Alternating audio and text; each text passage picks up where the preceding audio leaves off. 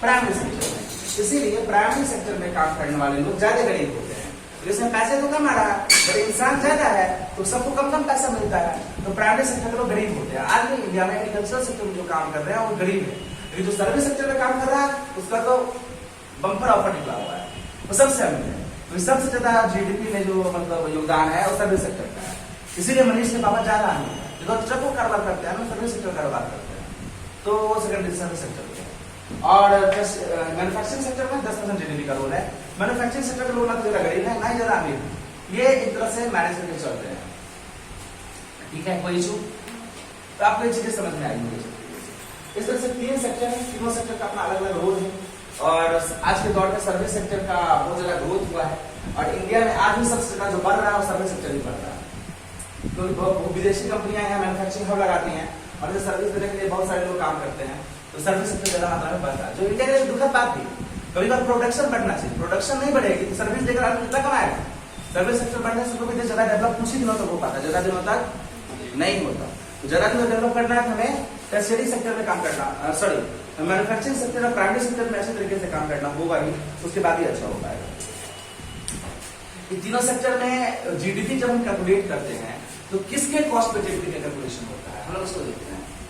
मान लो तुमने कहा कि हम सर जीडीपी जब कॉस्ट करेंगे तो तीनों ही सेक्टर में प्रोडक्शन के कॉस्ट को जोड़ देंगे तो जीडीपी आ जाएगा। ठीक है, मान लो तुमने रुई को उपजाया, जीडीपी कॉस्ट करते हैं हम एक रुई के लिए, तो रुई को उपजाया तो 1000 रुपया का रुई आया, तुमने जोड़ दिया। इस रुई को हम ट्रक से ले गए तो 5000 रुपया का ट्रक में, सॉरी 500 रुपया ट्रक में खर्चा हुआ या 100 रुपया मान लो ट्रक में खर्चा हुआ। ठीक, और हम जब इसको कपड़ा बनाए तो उसको कपड़ा जो है वो बिक रहा है 1000 रुपए की रुई का कपड़ा 5000 में बिक रहा है, तो हम 5000 रुपए दिए, तो टोटल जीडीपी हमारा हो गया 6100। क्या ये सही है जीडीपी कैलकुलेशन?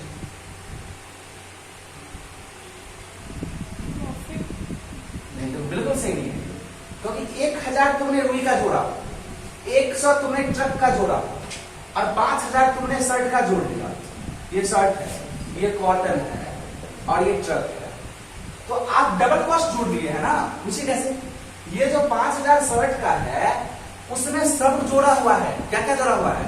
प्रॉफिट जोड़ा हुआ है, लैंड का रेंट जोड़ा हुआ है, इंटरेस्ट जोड़ा हुआ है, एंटरप्रेन्योर का प्रॉफिट है, कैपिटल है, कंपेंसेशन है, रुई का भी कॉस्ट जोड़ा हुआ है, ट्रक का भी भाड़ा जोड़ा हुआ है। सब जोड़ जाड़ के ना कंपनी इस का दाम बनाती है। कंपनी जब रुई खरीदेगी तो रुई का कॉस्ट जोड़ेगी, ट्रक का भाड़ा जोड़ेगी, अपना लैंड का रेंट जोड़ेगी, कंपेंसेशन जोड़ेगी, कैपिटल का इंटरेस्ट जोड़ेगी, अपना प्रॉफिट जोड़ेगी, मार्केट का रिटेलर शॉप जोड़ेगी, उसके बाद 5000 रुपया बनाएगी। ठीक है, तो ये 5000 भी आप जोड़ लिए, ये भी जोड़ लिए, ये भी जोड़ लिए, तो आप एक ही चीज पर 3 बार कैलकुलेशन कर लिए हैं। ठीक है, इसीलिए जीडीपी कैलकुलेट करने के लिए हम फाइनल गुड्स एंड प्रोडक्ट का सब कॉस्ट जोड़ते हैं, सबका कॉस्ट नहीं जोड़ते हैं। ठीक है, तो जीडीपी कैलकुलेशन में क्या करेंगे हम लोग? The value of final goods और service produced in each sector of the economy is आपको समझ में आ रहा है नहीं आ रहा है? एक पार्टिकुलर ईयर में फाइनल गुड्स एंड सर्विस का जो कॉस्ट ऐड होगा उसी को हम क्या कहेंगे? जीडीपी में। फाइनल गुड्स को जोड़ेंगे सिर्फ हम, बीच वाले गुड्स को नहीं जोड़ेंगे, तब तो डबल जोड़ा जाएगा ना। अब नहीं समझ पा रहे हैं क्या? अरे आसान बात है, तुमने रुइया जोड़ दिया, यहाँ पर तो ऑलरेडी रुइया जोड़ के लिखल है दाम, न लिखल है। यहाँ पर तुमने रुइया जोड़ा, यहाँ पर तो रुइया जोड़े लिखल है, तो फिर तुमने 2-3 बार नहीं जोड़ दिया उसको, जरूरी नहीं जोड़ने की। कपड़ा बन क्या है, कपड़ा का जोड़ो सिर्फ, छोड़ दो रुइया का जोड़ना, रुइया का जोड़ दोगे फिर कपड़ों को जोड़ दोगे तो अन्याय ना हो जाएगा, डबल जोड़ा जाएगा ना बार बार। कपड़ा वाला में तो रुइया का जुटल है, ये कपड़ा हमको दिया 500 रुपए, शर्ट मुझे 2800 रुपए दिया था। ठीक है, तो 2800 रुपए में शर्ट दिया, जिसमें रुइया कपड़ा सबका दाम जोड़ के ना दिया था 2800 में, हम इसका भी जोड़ देंगे यार, इसमें जो रुइया लगा था वो रुइया का भी जोड़ देंगे, तब जीडीपी निकालेंगे, तो अन्याय ना होगा, डबल एडिंग नहीं हो जाएगा। हमें डबल एडिंग नहीं करना है, सिंगल एडिंग में जोड़ना है। ठीक है, तो फाइनल गुड्स और प्रोडक्ट के कॉस्ट को जोड़ते हैं तो जीडीपी आता है। ठीक है, कोई दिक्कत नहीं आता? तो हम जब भी जोड़ेंगे फाइनल गुड्स एंड प्रोडक्ट को जोड़ेंगे। और वैसे भी समझो, ये जो गुड्स एंड प्रोडक्ट होता है इसमें 3-4 जगह खर्चा होता है, जिसे हम फाइनल गुड्स एंड प्रोडक्ट को ही जोड़ते हैं। कैपिटल जो होता है हमारे पास 2 टाइप का होता है, पता है कौन कौन 2 टाइप के? कभी भी किसी कंपनी में जो कैपिटल लगाते हैं ना, वो दो तरह के कैपिटल होते हैं। पहला कैपिटल होता है फिक्स कैपिटल। फिक्स कैपिटल, ये फिक्स कैपिटल क्या होता है ये समझो। जैसे कि तुम एक बिजनेस खोल रहे हो, तो तुम एक बिल्डिंग बनाओगे, मशीन खरीदोगे, जो फिक्स होता है तुम्हारा। और एक कैपिटल होता है कंटिन्यूअस कैपिटल होता है, जो हमेशा क्या होता है, चेंज होते रहता है। आज लगाया, फिर बिका, फिर खरीदा, जिसमें कच्चा माल वगैरह होते हैं। तो ये सब जो है कंटिन्यूअस कैपिटल का हिस्सा होता है, ठीक है। हम लोग फाइनल गुड्स और प्रोडक्ट का दाम जोड़ते हैं, बीच वाले का दाम हम नहीं जोड़ते हैं। इसे हम जीडीपी का कैलकुलेशन कर सकते हैं। हिस्टोरिकल चेंज सेक्टर में ये आया है कि आज के दौर में इंडिया में सबसे ज्यादा जिस सेक्टर का डेवलपमेंट हुआ, उस सेक्टर का नाम है सर्विस सेक्टर। सर्विस सेक्टर का योगदान धीरे धीरे क्या हो रहा है, बढ़ता जा रहा है। भाई बिजनेस सेक्टर का योगदान बढ़ नहीं रहा। हम पीपल ऑफ एम्प्लॉयमेंट की बात करते हैं तो सर्विस सेक्टर में, प्राइमरी सेक्टर में एम्प्लॉय ज्यादा लोग हैं बट पैसा कम है। सर्विस सेक्टर में एम्प्लॉय थोड़ा कम लोग हैं बट पैसा ज्यादा है। तो सर्विस सेक्टर के लोग ज्यादा अमीर हो रहे हैं। कोई दिक्कत सुनाया था? दो टाइप के देखो, प्राइमरी सेक्टर में क्या हो रहा है, प्राइमरी सेक्टर में क्या होता है, इसमें प्राइमरी सेक्टर के जो लोग होते हैं वो किसी ना किसी वजह से, ज्यादातर लोग एक ही काम में उलझे हुए रहते हैं, जिसकी वजह से उन्हें जॉब अच्छी तरीके से मिल नहीं पाता। एग्जाम्पल के ऊपर समझते हैं। एक फैमिली में 5 मेंबर है और ये 5 के 5 मेंबर खेती कर रहे हैं, उनके पास कोई दूसरा जॉब ही नहीं है। ये एक खेत है इनके पास, इसमें आके 5 मेंबर खेती कर रहे हैं। 5 मेंबर एग्रीकल्चर काम में इंटर। ये 5 से पूछो आपके पास जॉब है? यस, हम लोग खेती करते हैं। आप कहाँ करते हो? मेरा खेती होता 5 काम कर रहा है, लेकिन इस 5 को इसमें काम करने की जरूरत है ही नहीं। इसमें तो एक भी काम से भी खेती हो सकता है। 5 के पास कोई काम ही नहीं है, इसमें 5 कर रहा है। तो ये लोग काम भी कर रहा है, लेकिन अपने फुल एफिशिएंसी के साथ काम नहीं कर रहा है। ये सब थोड़ा थोड़ा काम करके काम कर रहा है। फुल एफिशिएंसी से करेगा तो अकेले के लिए काम है, ठीक है।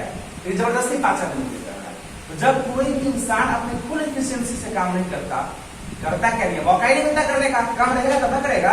तो फुल एफिशिएंसी से काम नहीं कर पाता, तो ऐसे कंडीशन में उस पर्सन को अंडर एम्प्लॉयड कहा जाता है। क्या कहा जाता है? अंडर अनएम्प्लॉयमेंट, अंडर एम्प्लॉयड या डिसगाइज्ड अनएम्प्लॉयमेंट। अंडर एम्प्लॉयड या डिसगाइज्ड अनएम्प्लॉयमेंट कहा जाता है। यानी ये बंदा छुपी हुई बेरोजगारी के अंदर है, कहने के लिए बेरोजगार नहीं है बल्कि बेरोजगार है। एज फॉर एग्जाम्पल, मैं अपने आप को लेता हूं, मैथ पढ़ा रहा, कब पढ़ाता हूं मैं? 4 घंटा समय पढ़ाता हूं, बाकी दिन सुनता रहता हूं, टीवी देखते रहता हूं। मेरी क्या अभी जो एज है, मेरी क्या एज है? दशरथ माचे बुढ़वा में पहाड़ ढा दिया है। मैं चाहूँ तो पहाड़ क्या माउंट एवरेस्ट पे चढ़ाई फतेह कर दूं, लेकिन 4 घंटा पढ़ाता हूं, बाकी दिन सुनता रहता हूं। और क्या मुझसे तो पूछा क्या करते हो? पढ़ाते हैं, टीचर हैं। मतलब क्या हम फुल एफिशिएंसी से काम कर रहे हैं? नहीं। फुल एफिशिएंसी से काम तब होगा जब सुबह 7 बजे से पढ़ाना शुरू करते, रात में 9 बजे तक पढ़ाते रहते, बीच में 1 मिनट का फुर्सत नहीं होता, तब होता हम फुल एफिशिएंसी से काम कर रहे हैं। क्या फुल एफिशिएंसी काम कर रहे हैं? नहीं, 4 घंटा कर रहे हैं, खाने के लिए कर रहे हैं, हम जॉब कर रहे हैं। मतलब हम अंडर एम्प्लॉयड हैं, हम डिसगाइज्ड अनएम्प्लॉयमेंट के शिकार हैं। अभी भी मेरे पास पूरा एम्प्लॉयमेंट नहीं है, हम अनएम्प्लॉयड हैं। कहने का मतलब ये है, यहाँ 500 आदमी काम कर रहा है, 1-1 घंटा काम कर दिया, काम हो गया, बाकी दिन खेल कूद रहा है, हम खेती करके आते हैं, हम खेती करते हैं। तो ये डिसगाइज्ड अनएम्प्लॉयमेंट के अंदर में है, इसके पास कोई जॉब नहीं है, इसीलिए ये काम कर रहा है। समझ में आ रही या नहीं आ रही? आ रही है ना समझ में? ये डिसगाइज्ड अनएम्प्लॉयमेंट के अंदर है, इसीलिए जॉब हम नहीं कर रहा है, वरना इसे जॉब करने की जरूरत नहीं। हम आगे देखते हैं। ये 5 नंबर था, 5 नंबर काम कर रहा है, जरूरत नहीं है, तो 5 में से 5 नंबर क्या है? Disguised unemployment. यदि ये चाहे अपने काम को बढ़ावा दे तो काम को बढ़ावा दे सकता है। कैसे दे सकता है? ये एक अपने गांव के बगल में एक ट्यूबवेल लगा लेगा, बोर्डिंग करवा लेगा, अगल बगल में और लोगों का खेत है, इसमें से एक आदमी इस बोर्डिंग पे रहेगा, सबके खेत में पानी देगा, इसके खेत में भी, इसके खेत में भी, इसके खेत में भी पानी देगा। तो इस तरीके से ये इंसान जॉब हो जाएगा, पूरे दिन पानी देते रहेगा सबके खेत में। एक इंसान खेत में सीड सूट बोएगा, एक यहाँ का जो सामान होगा गाँव के सामान को कलेक्ट करेगा और मार्केट में जाकर बेचेगा, ठीक है, मार्केट में जाके बेचेगा, एक घर की खाना बनाएगी। तो इस तरह से सब इम्प्लॉयड हो जाएगा। ये खेत में काम करेगा, ये ट्यूबवेल पे करेगा, एक शहर में करेगा, एक घर में खाना बनाएगी, तो सब इम्प्लॉयड हो जाएगा। तो काम को बढ़ाना पड़ेगा हमें, वरना हम अंडर एम्प्लॉयमेंट के अंदर में रहेंगे।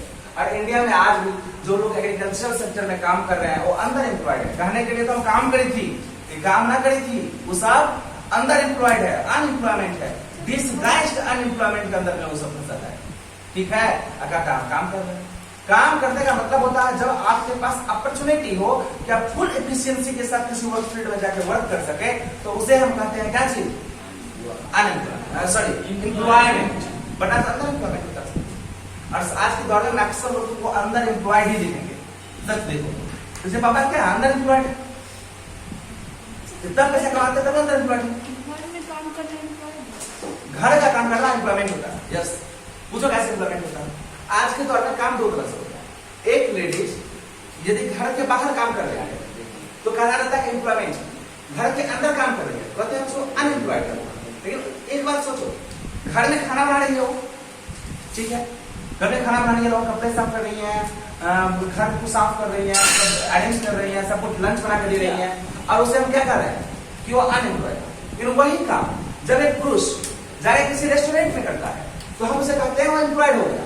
क्यों करता है समझो, जब रेस्टोरेंट में जाकर करते हैं वही काम, तब क्या करते हैं, खाना बनाते हैं, लोगों को परोसते हैं, और आप एम्प्लॉयमेंट हो जाते हैं। और घर में वही काम करते हैं तो अंदर एम्प्लॉयमेंट होता है, अनएम्प्लॉयड हो जाते हैं। तो ये गलत चीज है, वो एम्प्लॉयमेंट के अंदर में आता है। सोचो, मैं 4 फैमिली हूँ, मेरी मम्मी घर में खाना बनाती है, हम लोग खाना खाती है, हम लोग सारी एक्टिविटी करती है।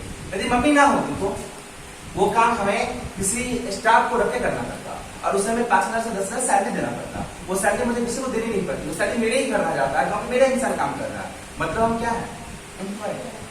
आज एक बात नॉर्मली सोचो, मैं यहाँ का प्रिंसिपल हूँ, अपने स्कूल में नहीं पढ़ाता, ठीक है, यदि मैं पढ़ा रहा हूँ अपने स्कूल में, दिन रात पढ़ा रहा हूँ, मुझे तो पैसे नहीं मिल रहे हैं, मैं लोगों को पैसे दे रहा हूँ, मुझे तो नहीं मिल रहा, मैं क्या करूँ, मैं तो अनएम्प्लॉयड हूँ, क्योंकि मुझे तो पैसे नहीं मिल रहे हैं, मुझे मेरी तो सैलरी ही नहीं है, तो मैं अनएम्प्लॉयड। ऐसा थोड़ी है मैं मनुष्य यहाँ काम करता है, उनको पैसे तो मैं नहीं देता कभी भी, घर में ही काम करना होगा, अपने स्कूल में काम करना होगा, घर में काम करना, तो उन्हें तो पैसे नहीं मिल रहे हैं, मतलब वो अनएम्प्लॉयड है। ऐसा तो नहीं बोल सकते ना, उनका भी तो योगदान है ना कुछ ना कुछ, वो नहीं रहते तो कोई स्टाफ रखना पड़ता है उनकी जगह पर, तो वो भी क्या है, एम्प्लॉयड।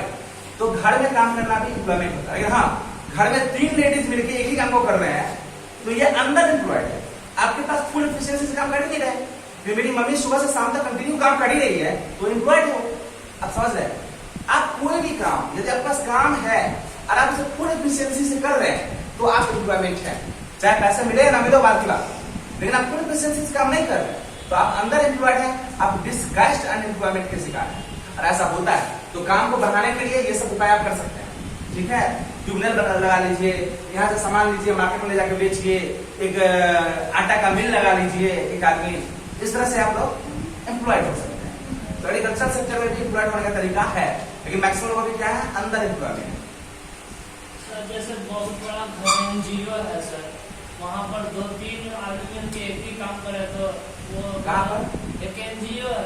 देखो यदि सब कोई को अपनी फुल एफिशिएंसी से काम करने का मौका मिल रहा है, सब कोई हमेशा व्यस्त है, तो वो सब एम्प्लॉयड है। लेकिन किसी को यदि हम लोग पढ़ाई कर रहे थे तो लोग एम्प्लॉयड है, क्योंकि तुम फुल एफिशिएंसी से पढ़ रहे हो, तुम्हारे पास पूरे दिन पढ़ने का समय है, तो रियल में एक एम्प्लॉयमेंट कर रहा है।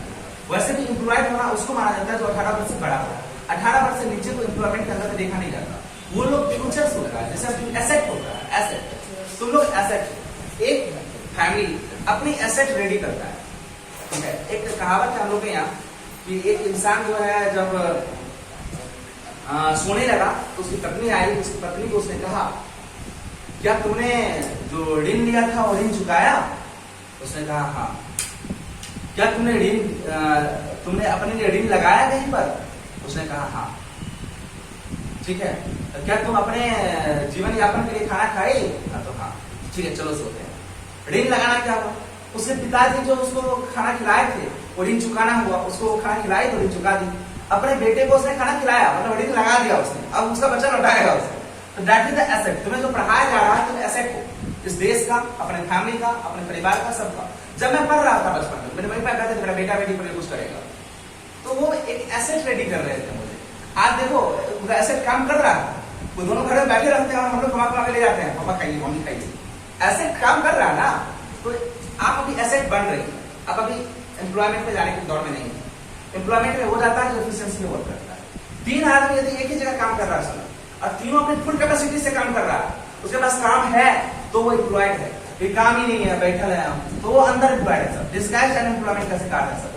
ठीक है। तो गवर्नमेंट को तक पता चला कि आजकल सबसे ज्यादा डिस्कस्ड अनएम्प्लॉयमेंट यदि कहीं है तो प्राइमरी सेक्टर के अंदर में है, जहां पर डिस्कस्ड अनएम्प्लॉयमेंट है। यहाँ पे कोई भी लोग मतलब पूरी प्रोसेस काम ही नहीं कर पाते। और वैसे भी 3 महीना यदि काम कर भी लेते हैं हम लोग खेती में, तो 3 महीना के बाद जब फसल बड़ा होने लगता है तो ये लोग बेरोजगार हो जाते हैं, गाँव में बैठे रहते हैं, कोई काम नहीं होता है इन लोगों के पास। तो गवर्नमेंट ने कहा कि इन लोगों को कुछ काम देना पड़ेगा। तो गवर्नमेंट ने नया सिस्टम लॉन्च किया जिसका नाम था मनरेगा, मनरेगा, जिसको बाद में नरेगा कर दिया गया। इसका पूरा नाम होता है Mahatma Gandhi national rural employment guarantee act. Mahatma Gandhi national rural employment guarantee act के तहत कोई भी गांव के लोगों जो एग्रीकल्चर सेक्टर में इन्वॉल्व है उसे महीने में साल में 3 महीने जॉब मिलेगा। और यदि जॉब गवर्नमेंट ने नहीं दिया तो उसे जॉब यदि गवर्नमेंट ने नहीं दिया तो उसे कंपनसेशन देगी 50 रुपया रेगुलर, कि तुमको जॉब नहीं मिल रहा तो घर बैठे बैठे 50 रुपया देगी खाना खाने के लिए, ठीक है। तो गवर्नमेंट जॉब देगी और जॉब में उतना पैसा उसे मिलेगा जितना एक लेबर का कंपनसेशन होता है 1 दिन का। जॉब कोई भी दे सकती है। तो इसके तहत ग्रामीण एरिया में देखो मनरेगा जॉब मिल रही है, लोगों को मिट्टी उठाने का, रोड बनाने का, इस सब का जॉब मिलते रहता है मनरेगा के तहत, ठीक है। तो गवर्नमेंट ने कहा कि डिस्गाइज्ड अनएम्प्लॉयमेंट को दूर करने का तरीका है, तो मनरेगा के तहत सबको 3 महीना की एम्प्लॉयमेंट का गारंटी दिया। और यदि एम्प्लॉयमेंट गवर्नमेंट नहीं दे पाएगी तो 50 रुपया उसे घर बैठे बैठे खाने के लिए रेगुलर देगी, ठीक है, गवर्नमेंट अकाउंट। अब देखो एम्प्लॉयमेंट जो लोग करता है वो 2 सेक्टर में करता है, एक होता है ऑर्गेनाइज सेक्टर, एक होता है अनऑर्गेनाइज सेक्टर। ऑर्गेनाइज सेक्टर एक ऐसी संस्थान होती है जो गवर्नमेंट से रजिस्टर्ड होती है, जैसे मल्टीनेशनल कॉर्पोरेशन, मल्टीनेशनल कंपनी, उसके जो रूल्स रेगुलेशंस होते हैं। और जो अनऑर्गेनाइज सेक्टर होता है उसका कोई रूल्स रेगुलेशन नहीं होता है। यानी आप कहो रखिए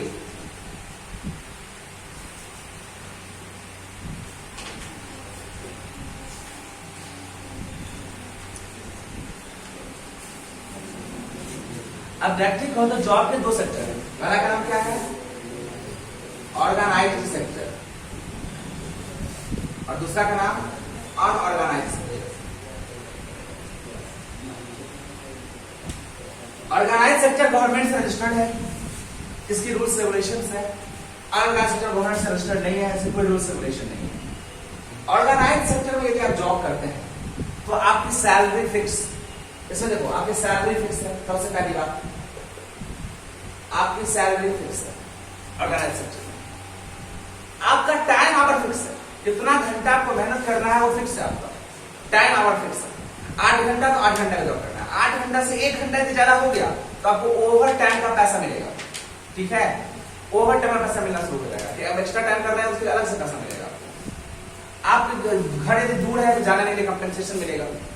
आपकी जॉब गारंटेड है, यदि कंपनी किसी वजह से आपको जॉब से हटा रही है तो आपको 3 महीना पीरियड नोटिफिकेशन देगी कि इस वजह से मैं आपको जॉब से हटाऊंगा। 3 महीने के बाद किसी भी वजह से 3 महीना पहले नोटिस देना पड़ेगा कि 3 महीना बाद आपको जॉब से हटाऊंगा मैं, अब जॉब ढूंढ लीजिए।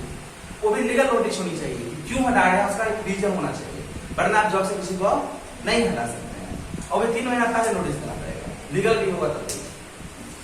तो बच्चा बंदा 3 महीना दूसरी जगह जॉब ढूंढ लेगा, अप्लाई कर लेगा, जॉब छूट देना है तो कर लेगा वो।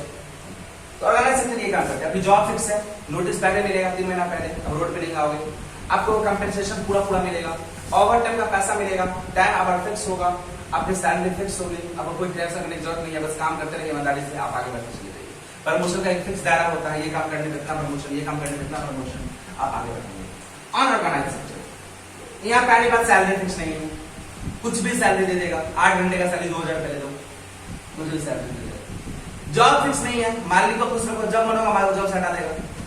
आज कल से मत करा जॉब है, थोड़ा कहानी जॉब फिक्स नहीं, टाइम पर कोई फिक्स नहीं है, कभी 10 घंटा काम लेगा, कभी 12 घंटा काम लेगा, अनलिमिटेड काम लेगा, टाइम पर फिक्स नहीं है।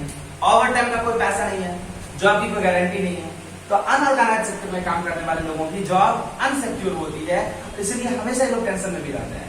ऑर्गेनाइज सेक्टर में जॉब करने वाले लोगों की जॉब फिक्स होती है और ये लोग कभी भी टेंशन में नहीं होते, लोग की जॉब फिक्स होती है। अभी एनी प्रॉब्लम? तो ऑर्गेनाइज सेक्टर और अनऑर्गेनाइज सेक्टर में डिफरेंस है। जो ऑर्गेनाइज सेक्टर में जो लोग काम करते हैं, जॉब फिक्स है, सैलरी फिक्स है, टाइम ओवर फिक्स है, ओवर टाइम का पैसा मिलेगा, कोई टेंशन नहीं। अनऑर्गेनाइज सेक्टर में जॉब फिक्स नहीं, सैलरी फिक्स नहीं, ओवर टाइम के पैसे नहीं मिलेंगे, जितना देर मन होगा उतना देर काम करना पड़ेगा, ठीक है, डिस्टेंस है तो भी जाना पड़ेगा। तो ये सारी अनऑर्गेनाइज सेक्टर का नुकसान। इसी तरह से आप ऑर्गेनाइज सेक्टर में काम करें। कंट्री प्रयास कर रही है कि मैक्सिमम सेक्टर क्या हो जाए, ऑर्गेनाइज हो जाए, जिससे काम करने में हमें आसानी हो। ठीक है, तो हम लोग अब जो है नेक्स्ट क्लासेस में इसको और डिस्कस करेंगे अच्छे तरीके से, और कोई भी प्रॉब्लम हो जाए तो आप लोग कमेंट बॉक्स में लिखेंगे, हम आपको नेक्स्ट वीडियोज में से बता देंगे। ठीक है, ओके, चलिए ठीक है, आप लोग सो पढ़िए।